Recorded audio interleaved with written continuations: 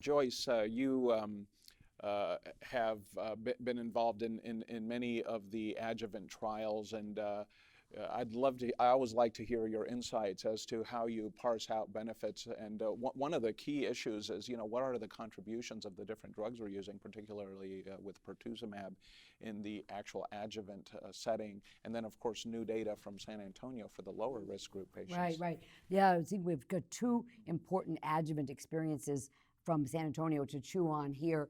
The first was the 74-month, 6-year update on APHINITY, the adjuvant trial of pertuzumab, and was the physician's choice of an ACT backbone or a TC, docetaxel carboplatin backbone, and the patients all got trastuzumab.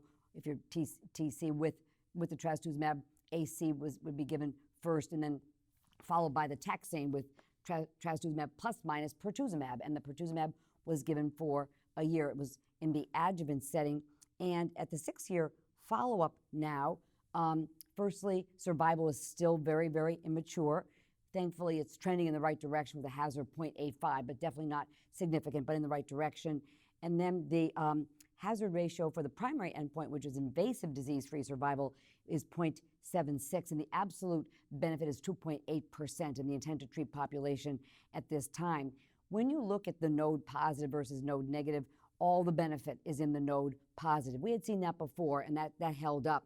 What changed a bit is that they had looked at the ER positive versus ER negative, and before it looked like all the benefit was in the ER negative, but that's no longer the case. With more events in the ER positive, which just take longer to develop, there's very nice benefit as well in both ER positive and ER negative. So very reassuring data. I don't think it changes our practice. The issue that is a little complex for us is that because we're giving the treatment preoperatively and somebody is clinically node negative, as best as you can possibly tell, we do use preoperative pertuzumab if patients have T2 or above, but then if they have a pathologic complete response and you don't see any fibrosis, in the lymph node, et cetera, do you continue with the full year of trastuzumab and pertuzumab, or do you just go with trastuzumab? Now, I will point out that the FDA label is very clear on this. The FDA label says that if you start with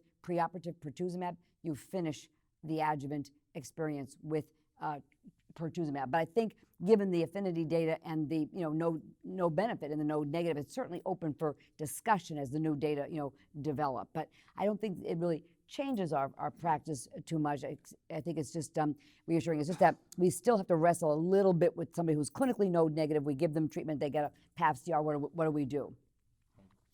And for our lower risk patients, we have new data as well. But maybe to finish this discussion, I'd like to hear the panels group really on exactly this. The more prolonged treatment with pertuzumab.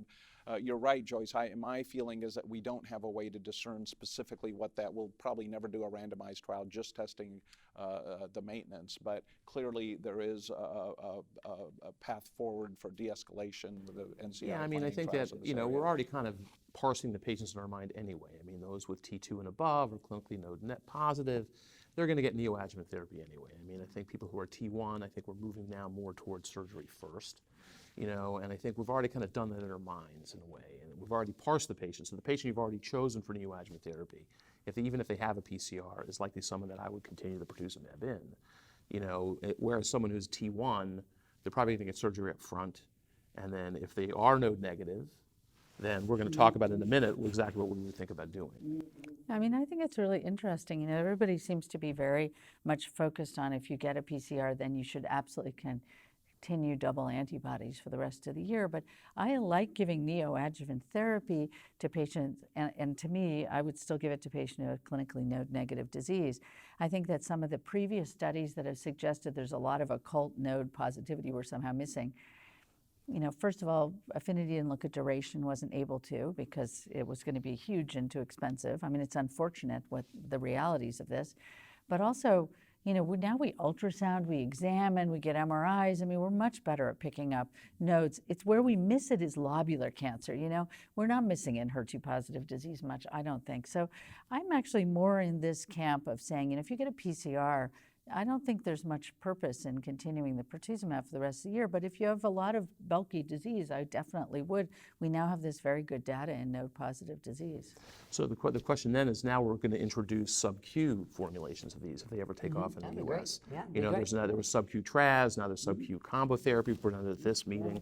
You know, will that change your thought process about how you would use And it? just one other point I want to make is that of course, with the APHINITY, it was a year of therapy, and part of that's going to be overlapping with endocrine therapy if you're Yes, ER good point. positive.